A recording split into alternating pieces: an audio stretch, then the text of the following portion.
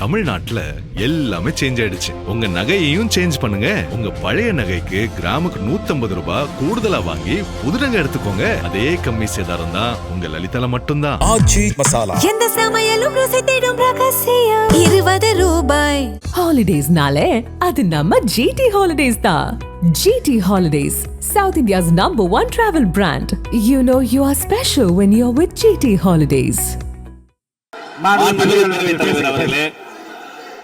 ஒரு செய்தி விளம்பரத்துறை அமைச்சர் என்ற முறையில் இந்த மாமன்றத்தில் மதிப்பிற்குரிய எதிர்க்கட்சி தலைவர் அவர்கள் சொன்ன சில செய்திகளுக்கு சில வரி விளக்கங்களை உங்கள் மூலமாக வழங்க விரும்புகிறேன்.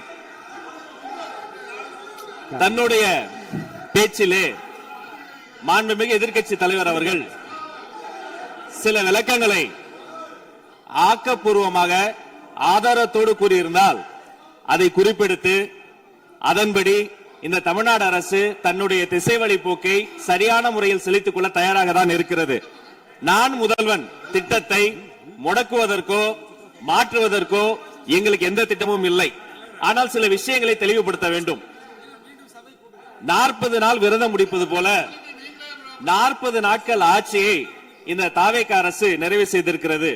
இந்த 40 நாட்களும் பார்த்து விட்டேன், ஏமாற்றம் மட்டும்தான் மிச்சம் என்று அவர் சொன்னார்.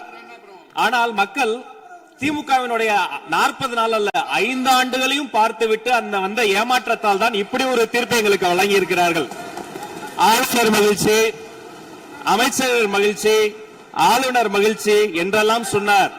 இந்த அரசில் தமிழ்நாடு மக்கள் மகிழ்ச்சியாக இருக்கிறார்கள் என்பதை தான் இன்றைய சட்டமன்றத்தினுடைய போக்கு காட்டுகிறது. நான் முதல்வன் திட்டத்தை பொறுத்தவரை தமிழ்நாடு முழுக்க இருக்கக்கூடியவர்களை நான் முதல்வன் என சொல்ல வைத்துவிட்டு ஒரே ஒரு குடும்பத்தில் மட்டும் முதல்வர்கள் வந்து கொண்டிருக்கின்ற போக்கை மாற்றுவதற்காக தான் இப்படி ஒரு சட்டமன்றம் அமைந்திருக்கிறது. தமிழ்நாடு வரலாற்றில் முதல் முறை முதலமைச்சர் மட்டுமல்ல, மாண்புமிகு சி ஜோசப் விஜய் அவர்கள் முதல் முறையிலேயே முதலமைச்சராக இருக்கிறார். அவருக்கு பிறந்தநாள் வாழ்த்துக்களையும் சொல்லிக் கொண்டு, நிதி ஆயோக் கூட்டத்தில் மாண்புமிகு முதல்வர் சொன்னதெல்லாம் 40 நாட்கள் நீங்கள் செய்திருக்க முடியாது, அது திமுக தான் காரணம் என்று சொன்னார்கள். நானும் அதை தான் சொல்கிறேன். இன்று அவர் சொன்ன சட்டம் ஒழுங்கு, போதை பொருள் எல்லா பிரச்சனைக்கும் 5 ஆண்டு காலமாக அவர்கள் செய்த திமுக ஆட்சி தான் காரணமாக இருக்க முடியும் என்பதையும் சுட்டிக்காட்டிக் கொள்கிறேன். பள்ளி மாணவர்கள், ஒரு கல்வித்துறை அமைச்சர் நான், பள்ளி மாணவர்களினுடைய புத்தக பையிலே அன்றைய முதல்வர் ஸ்டாலின் படத்தை நாங்கள் போடவே இல்லையே என்று பெருமையாக சொன்னார். அப்புறம் ஏன் சார் லேப்டாப்ல மட்டும் அந்த படத்தை போட்டீங்க? நீங்க லேப்டாப்பில் போட்ட படத்தை எங்கள் மாணவர்கள் திண்ணர் வைத்து அழித்து விட்ட காட்சிகளும் சமூக வலைதளத்தில் பார்த்துக் கொண்டுதான் இருக்கிறோம். ஒரு வரியில் சொல்லுகிறேன், கோயில் பிரச்சனையை முத்தமிழறிஞர் டாக்டர் கலைஞரினுடைய வசனத்தையே சொல்கிறேன். நாங்கள் கோயில் கூடாது என்று சொல்லவில்லை, கோயில் கொடியவர்களின் கூடாரமாக மாறிவிடக் கூடாது என்றுதான் சொல்லுகிறோம். தூய்மை தொழிலாளர்களை இன்றே பார்த்து விட்டதாக முன்னாள் முதல்வர் பார்த்து விட்டதாக சொல்கிறார்கள். எங்கள் கேள்வியே அதுதான். 10 நாட்கள் ஒரு வாய் சாப்பிடாமல் உண்ணாநோம்பு இருந்த போது நானும் எனது சகோதரர்கள் அண்ணன் ஆனந்தும் ஆதவும் போய் பார்த்தோமே. இன்று தூய்மை தேவதைகளை பார்க்கிற திரு ஸ்டாலின் அவர்கள் அன்னைக்கு ஏன் சார் பார்க்கல? ரிப்பன் மாளிகைக்கு அட்ரஸ் தெரியலையா? எப்படி போக வேண்டும் என்ற பாதை தெரியவில்லையா? தமிழ்நாடு எத்தனையோ திருடர்களை பார்த்திருக்கிறது. அலிபாபாவும் 40 திருடர்களையும் கூட பார்த்திருப்பீர்கள். அலிபாபாவும் ஃபியூஸ் கேரிய திருடர்களையும் இப்போதுதான் எங்களுடைய மின்சாரத்துறை அமைச்சர் பார்த்துக் கொண்டிருக்கிறார். அதை குறித்த நடவடிக்கை எடுக்கப்பட்டுக் கொண்டிருக்கிறது.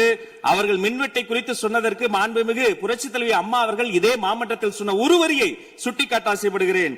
இந்த மாமன்றத்திலே தமிழ்நாட்டிற்கு மின்சார தடையை அறிமுகம் செய்த திமுக எதற்கு மின்சார தடையை பற்றி பேசுகிறது என்று அவர் கேட்டார். கலைஞர் வண்ண தொலைக்காட்சி கொடுத்தார்கள், அந்த நாட்களை பார்க்க முடியாது. கலைஞர் வண்ண தொலைக்காட்சி கரண்ட் இல்லாம கருப்பு வெள்ளையா பிளாக் அண்ட் ஒயிட்டாவே போன அந்த காலங்களை எல்லாம் மறந்துவிட்டு ஆதாரம் இல்லாமல் உண்மைக்கு புறமான செய்திகளை மாமன்றத்தில் அவர்கள் சொல்வதை இதோடு நிறுத்திக் கொள்ள வேண்டும். நேரலையை குறித்து கேட்டார்கள். எனக்கு ஆச்சரியமாக இருக்கிறது. 3 ஆண்டு காலமாக ஒரு தொழில்நுட்ப கோளாறாக அன்றைய சபாநாயகர் நேரலையை இருட்டடிப்பு செய்து விட்டார். ஆனால் இன்று மாண்புமிகு சபாநாயகர் நேரலையை கொடுத்துக் கொண்டிருக்கிறார்.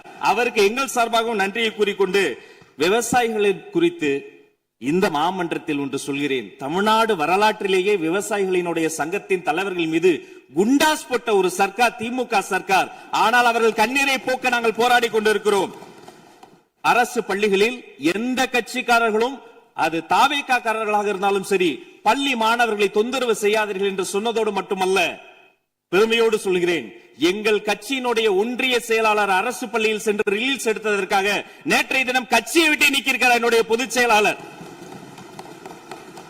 சட்டம் ஒழுங்கு பிரச்சனையை பற்றி பேசுகிறவர்களுக்கு அண்ணா பல்கலைக்கழகம் நினைவுக்கு வரவில்லையா?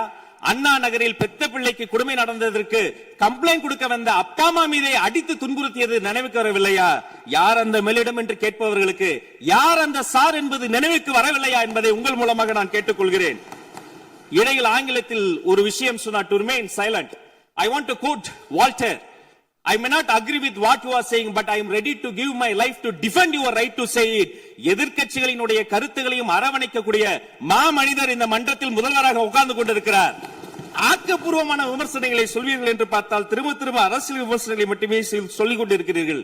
இந்த சோஃபா கதையை எண்ணிக்கை விட போகிறார்கள். எங்கள் தலைவர் சினிமாவை விட்டாலும் அவர்கள் அட்லி என்கிறார்கள், புஷ்பா என்கிறார்கள், ஜுராசிக் பார்க் என்பார்கள் போல் இருக்கிறது.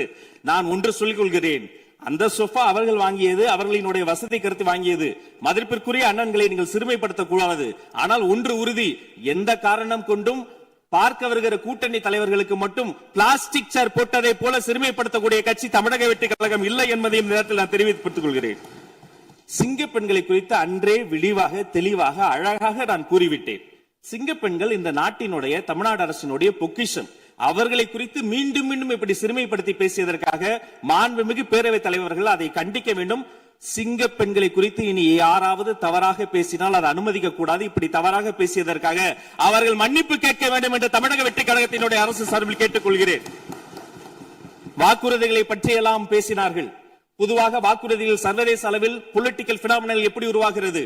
ஒரு பிரச்சனை, அந்த பிரச்சனைக்கான ஒரு சொல்யூஷன்ஸ், அதை எந்த பொலிட்டிக்கல் இன்டர்ஃபரன்ஸ் இல்லாமல் செயல்படுத்தக்கூடிய ஒரு செயல்முறை, பின்பு வரக்கூடிய அந்த வெற்றியை ரோடு போடுவோம் என்று சொல்லி ரோடு போட்டதை காண்பித்து எக்ஸிபிட் செய்து அவர்கள் முன்னோக்கி செல்வார்கள். ஆனா இங்க பொறுத்த வரைக்கும் நாம தமிழ்நாட்டில் இதுவரைக்கும் ஆண்டவர்கள் பிரச்சனையை ஐடென்டிஃபை பண்ணி சொல்லவே மாட்டாங்க. ஏன் தெரியுமா? அந்த பிரச்சனையே அவங்கதான், அவங்களே அவங்களை ஐடென்டிஃபை பண்ணி எப்படி சொல்ல முடியும்? சரி, அதுக்கு பாசிபிள் சொல்யூஷன் சொல்லி பொலிட்டிக்கல் இன்டர்ஃபரன்ஸ் இல்லாம அதை செயல்படுத்த முடியுமா? ஒரு முனிசிபல் கவுன்சிலர் தொடங்கி மாண்புமிகு அமைச்சரினுடைய வீட்டில் இருக்கிறவர்கள் வரைக்கும் கமிஷன் மீது கமிஷன் அடித்து அந்த ப்ராஜெக்டே முடியாது. கடைசியில் எதை விளம்பரம் செய்வது? அந்த திட்டத்தினுடைய வெற்றியையா? எதை விளம்பரம் செய்வது என்றே தெரியாமல் தங்கள் தலைவரை, அதுவும் ஒரு குடும்பத்தை மட்டுமே வெறித்தனமாக விளம்பரம் செய்து செய்தி விளம்பரத்துறையின் கஜானாவை துடைத்து வைத்து சென்றிருக்கிறார்கள் என்பதையும் இந்த மாவட்டத்துக்கு தெரியப்படுத்த நான் கடமைப்பட்டிருக்கிறேன். இன்னும் ஒவ்வொரு வரியிலும் ஆக்கப்பூர்வமாக அறிவியல் பூர்வமாக எதையாவது சொல்வார்களும் நான் தேடி தேடி பார்த்தேன். அவராக 40 நாட்கள் தேடி பார்த்து ஏமாற்றம் அடைந்தார். நான் 40 நிமிடத்திலேயே ஏமாற்றம் அடைந்து விட்டேன். இதை சொல்ல வேண்டும் என்று சொன்னால் ஒரு நகைச்சுவை காட்சியில் சொல்வதை போல அதுல ஒண்ணுமே இல்ல, கீழே போட்டுருங்க. நன்றி சட்டப்பேரவை தலைவர் அவர்களே. நக்கீரன் டிவிக்கு சப்ஸ்கிரைப் செய்யுங்கள். உங்கள் ஆதரவே எங்கள் பலம். ஆசிரியர்களுக்கு நண்பனாகவும் மாணவர்களுக்கு ஆசானாகவும் திகழும் தேர்வு வழிகாட்டி. ஒவ்வொரு பாடத்திற்கும் அனுபவமிக்க ஆசிரியர்களின் துல்லியமான தெளிவான விடைகள். CNC இருக்கு, தேர்வு பயம் எதற்கு? இது தீரன் பப்ளிஷிங் ஹவுஸ் விற்பனை வெளியீடு.